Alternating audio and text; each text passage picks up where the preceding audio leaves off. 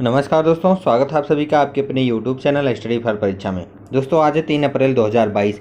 3 अप्रैल 2022 के सारे महत्वपूर्ण प्रश्नों को लेके आज की इस वीडियो में हम आ गए हैं दोस्तों।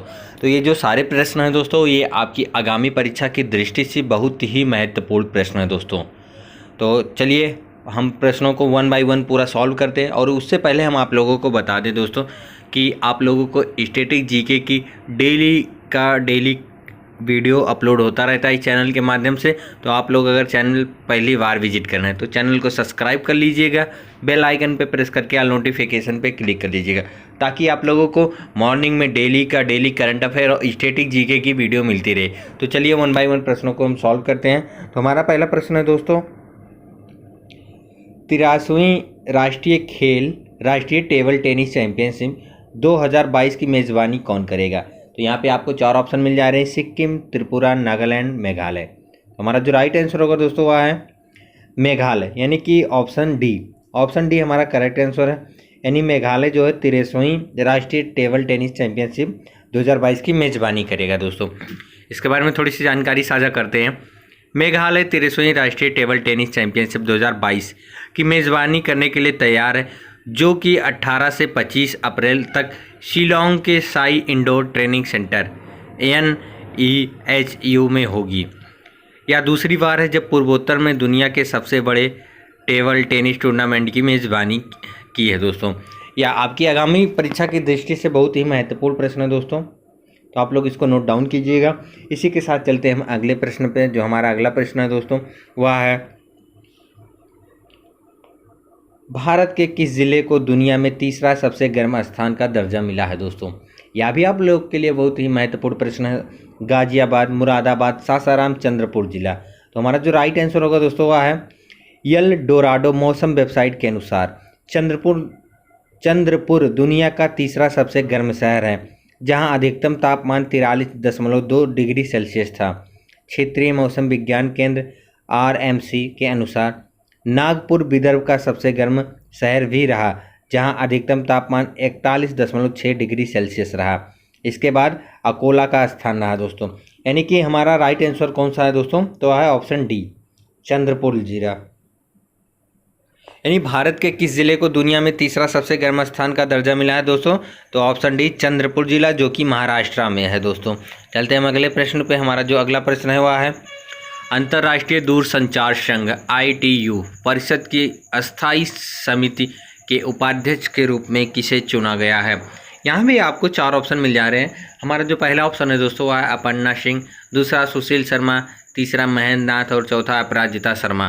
तो हम अगर बात करें कि हमारी राइट आंसर की, तो दोस्तों हमारा राइट आंसर है, एक भारतीय अधिकारी को अंतर्राष्ट्रीय दूरसंचार संघ ITU की प्रशासनिक और प्रबंध पर परिषद का अस्थायी समिति के उपाध्यक्ष के रूप में चुना गया है, जिससे भारत को एक नेतृत्व की स्थिति मिल रही है। सुश्री अपराजिता शर्मा एक IP और TAF सेवा अधिकारी को 21 मार्च से 31 मार्च 2022 तक जिनेवा में अंतर्राष्ट्रीय दूरसंचार संघ के परिषद सत्रों के प्रशासनिक और प्रबंध पर अस्थायी समिति का उपाध्यक्ष नियुक्त किया गया दोस्तों। तो हमारा जो राइट आंसर हो जाएगा वह है ऑप्शन डी, यानी अपराजिता शर्मा को अंतर्राष्ट्रीय दूरसंचार संघ ITU परिषद के अस्थायी समिति के उपाध्यक्ष के रूप में चुना गया है। और बात करें दोस्तों अंतर्राष्ट्रीय दूरसंचार संघ का मुख्यालय, तो वह है जिनेवा, जो कि स्विट्जरलैंड में स्थित है। और बात करें कि अंतर्राष्ट्रीय दूरसंचार संघ की स्थापना, तो इसकी स्थापना जो हुई थी 17 मई 1865 में हुई थी दोस्तों। अगर बात करें कि इसके वर्तमान में महासचिव कौन है, यानी अंतर्राष्ट्रीय दूरसंचार संघ का महासचिव कौन है, तो हाओलिन झाओ जो है इसके वर्तमान महासचिव हैं दोस्तों। तो इसी प्रकार चलते हैं हम अगले प्रश्न पे। अगला प्रश्न है हमारा, किस अभिनेत्री ने 94वें ऑस्कर पुरस्कार 2022 में एक अग्रणी भूमिका में सर्वश्रेष्ठ अभिनेत्री का पुरस्कार जीता है दोस्तों? यहाँ पे आपको 4 ऑप्शन मिल जा रहा है, Nicole Kidman, Scarlett Johansson, Kristen Stewart, Jessica Chastain. तो हमारा जो राइट आंसर होगा दोस्तों वह है जेसिका चेस्टेन ने 94वें ऑस्कर अवार्ड 2022 में best actress in leading role का पुरस्कार जीता है, यानी कि हमारा जो ऑप्शन डी है वह करेक्ट आंसर है दोस्तों। यानी जेसिका चेस्टेन ने 94वें ऑस्कर पुरस्कार 2022 में एक अग्रणी भूमिका में सर्वश्रेष्ठ अभिनेत्री का पुरस्कार जीता है दोस्तों। इसी प्रकार हम चलते हैं अगले प्रश्न पे। हमारा जो अगला प्रश्न है वह है, दुनिया के सबसे बड़े इलेक्ट्रिक क्रूज शिप ने किस देश में अपनी पहली यात्रा की है दोस्तों। तो यह प्रश्न आपकी आगामी परीक्षा के लिए बहुत ही महत्वपूर्ण है। भारत, चीन, श्रीलंका, जापान। तो हमारा जो राइट आंसर होगा दोस्तों वह है, दुनिया का सबसे बड़ा इलेक्ट्रिक क्रूज जहाज अपनी पहली यात्रा के लिए यांगत्जी नदी के ऊपर और नीचे यात्रा करने के बाद चीन के मध्य हुबेई प्रांत के ईचांग में बंदरगाह पर वापस आ गया है। इस क्रूज जहाज को 7500 किलोवाट घंटे की विशाल आकार की समुद्री बैटरी द्वारा संचालित किया गया है। यह बैटरी दुनिया में इलेक्ट्रिक कारों के लिए नंबर 1 बैटरी निर्माता कंटेम्परेरी एम्पेरियंस टेक्नोलॉजी द्वारा प्रदान की गई है। और बात करें दोस्तों कि दुनिया के सबसे बड़े इलेक्ट्रिक क्रूज शिप किस देश में अपनी पहली यात्रा की है, तो वह है ऑप्शन बी, चीन में। और बात करें दोस्तों कि चीन की राजधानी क्या है, तो चीन की राजधानी जो है बीजिंग है और वहाँ की मुद्रा जो है रनबी है और वहाँ के जो राष्ट्रपति हैं वो शी जिनपिंग है दोस्तों। इसी प्रकार हम चलते हैं अगले प्रश्न पे। ये जो सारे महत्व प्रश्न है यह आपकी आगामी परीक्षा की दृष्टि से अति महत्वपूर्ण प्रश्नों का संकलन है दोस्तों। तो आप लोग ज़रूर एकदम ध्यानपूर्वक देखिएगा इस वीडियो को, और जो इम्पोर्टेंट प्रश्न है मैं उसको बताऊंगा, आप लोग अपनी कॉपी में ज़रूर नोट डाउन कीजिएगा। तो हमारा जो अगला प्रश्न है दोस्तों वह है, हाल ही में किस राज्य ने अपना पहला स्थान वापस पाकर सब्जियों का शीर्ष उत्पादक बन गया है दोस्तों। यहाँ पे आपको 4 ऑप्शन मिल जा रहे हैं, उत्तर प्रदेश, उत्तराखंड, पंजाब, बिहार। दोस्तों यह प्रश्न आपकी आगामी परीक्षा की दृष्टि से अति महत्वपूर्ण है दोस्तों। तो उत्तर प्रदेश सब्जियों का शीर्ष उत्पादक बन गया है। 2 के बाद 2021-22 फसल वर्ष CVI जुलाई जून में उत्पादन में 10 लाख टन के अंतर के साथ पश्चिम बंगाल को दूसरे स्थान पर गिराकर अपना पहला स्थान प्राप्त कर रहा है दोस्तों। यानी हमारा जो राइट आंसर है वह है ऑप्शन ए, यानी कि उत्तर प्रदेश राज्य ने अपना पहला स्थान वापस पाकर सब्जियों का शीर्ष उत्पादक बन गया है दोस्तों। चलते हैं अगले प्रश्न पे। जो अगला प्रश्न है हमारा वह है, राष्ट्रीय प्रत्यायन बोर्ड NAVH के नए अध्यक्ष के रूप में किसे नियुक्त किया गया है। संजय सिंह, बजरंग बान, निर्मला देवी, महेश वर्मा। तो हमारा जो राइट आंसर होगा दोस्तों वह है, इंद्रप्रस्थ विश्वविद्यालय के कुलपति महेश वर्मा को अस्पतालों और स्वास्थ्य सेवाओं प्रदाताओं के लिए राष्ट्रीय प्रत्यायन बोर्ड NAVH के नए अध्यक्ष के रूप में नियुक्त किया गया है। NAVH भारतीय गुणवत्ता परिषद QCI का एक संगठक बोर्ड है। यह गुणवत्ता और प्रमाणित अस्पतालों और अन्य स्वास्थ्य सुविधाओं के लिए मानक स्थापित करने के लिए जिम्मेदार है। NAVH Asian society for quality in health care के बोर्ड का सदस्य भी है। तो हमारा जो राइट आंसर होगा दोस्तों वह है ऑप्शन डी, महेश वर्मा। यानी महेश वर्मा को राष्ट्रीय प्रत्यायन बोर्ड के नए अध्यक्ष के रूप में नियुक्त किया गया है दोस्तों। चलते हैं अगले प्रश्न पे। जो अगला प्रश्न है हमारा वह है, भारतीय भूवैज्ञानिक सर्वेक्षण के महानिदेशक के रूप में किसने कार्यभार संभाला है।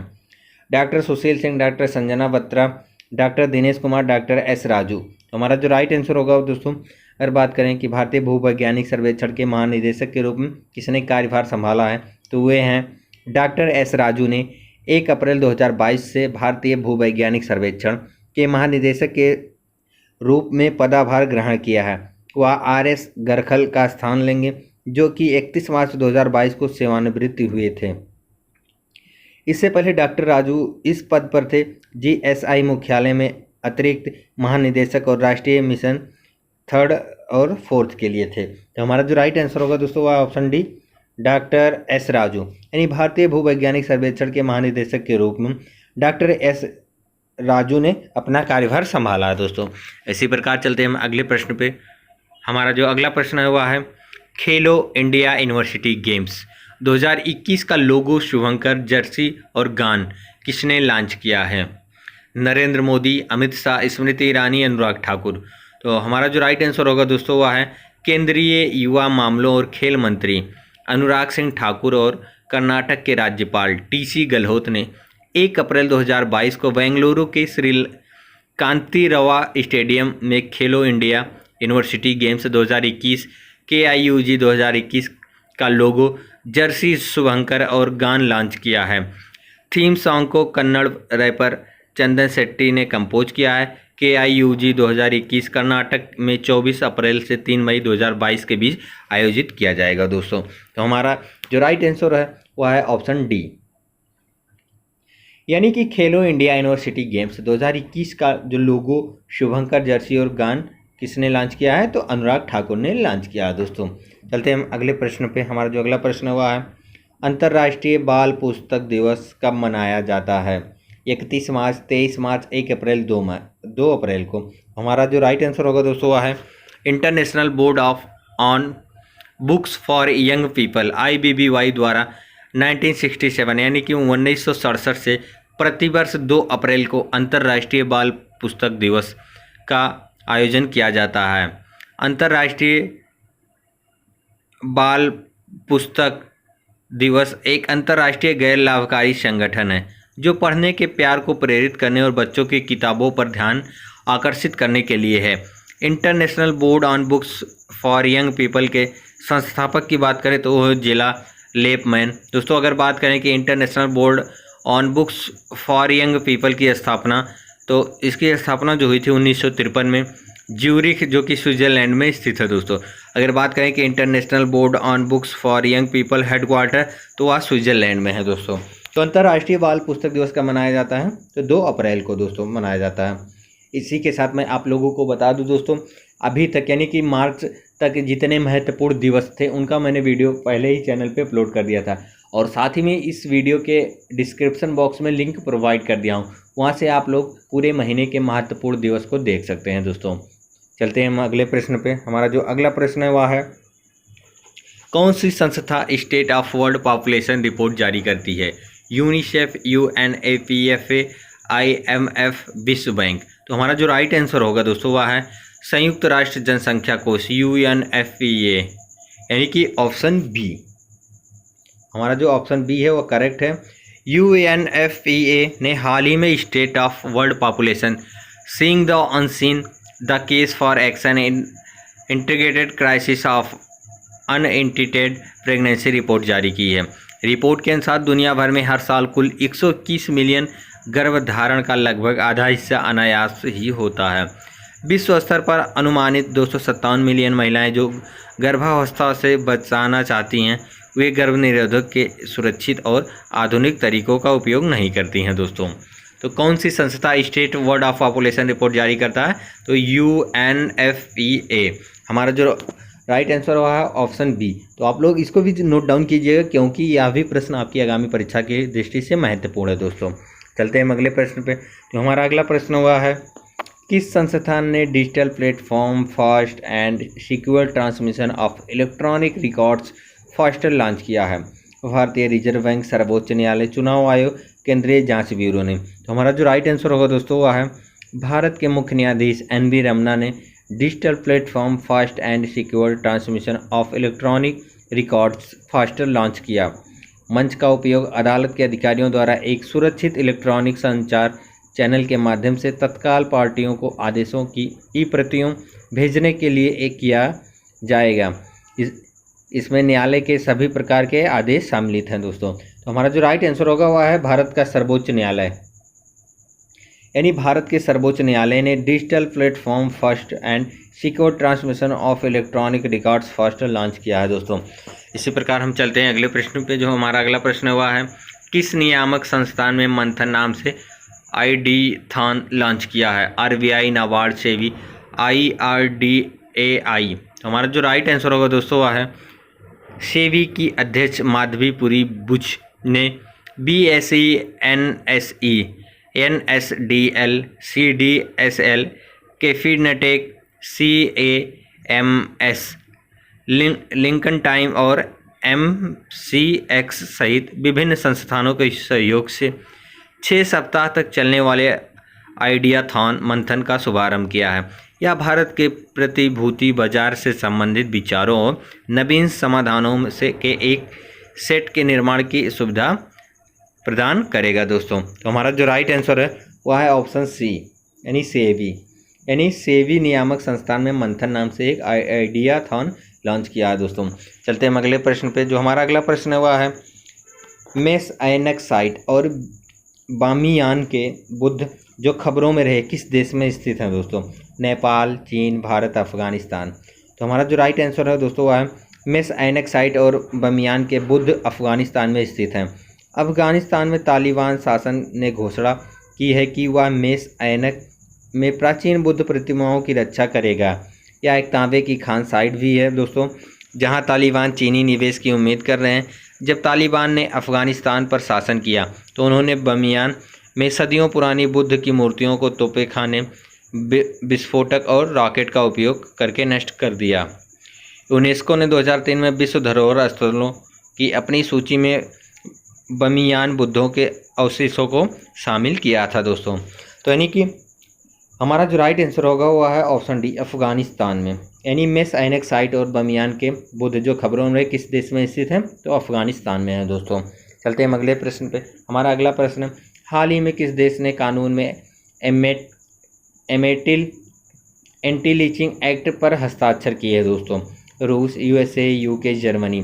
तो अमेरिका राष्ट्रपति जो बिडेन ने एमेटिल एंटी लीचिंग एक्ट पर कानून के हस्ताक्षर किए क्योंकि उन्होंने लीचिंग को एक संघीय घृणा अपराध बना दिया है दोस्तों। 1882 और 1968 के बीच कम से कम 4743 लोगों की पीट कर हत्या कर दी गई, जिसमें 3446 अश्वेत थे। इस अधिनियम का नाम शिकागो के एक 14 वर्षीय अश्वेत लड़के की 1955 में मिसिसिपी में श्वेत पुरुषों के एक समूह द्वारा हत्या के नाम पर रखा गया था, क्योंकि उस पर एक श्वेत महिला पर सीटी बजाने का आरोप लगाया था दोस्तों। तो हमारा जो राइट आंसर है वह है ऑप्शन बी, यूएसए, यानी कि अमेरिका ने। चलते हैं अगले प्रश्न पे। हमारा अगला प्रश्न है दोस्तों, वह है भारत के किस जिले को दुनिया का तीसरा सबसे गर्म स्थान मिला है दोस्तों? तो यह क्वेश्चन दोबारा रिपीट हो गया दोस्तों, तो इसी के साथ हम बता दे रहे हैं इसका राइट आंसर होगा वह चंद्रपुर जिला है दोस्तों। तो आशा करते हैं आप लोगों का ये वीडियो काफ़ी पसंद आया होगा। तो आप वीडियो को लाइक कीजिएगा, चैनल पर पहली बार विजिट कर रहे हैं तो चैनल को सब्सक्राइब कीजिएगा। और अगर आपके दिमाग में किसी भी प्रकार का कोई प्रश्न है तो कमेंट बॉक्स में ज़रूर लिखिएगा। मिलते हैं अगली वीडियो में, तब तक के लिए आप सभी का धन्यवाद।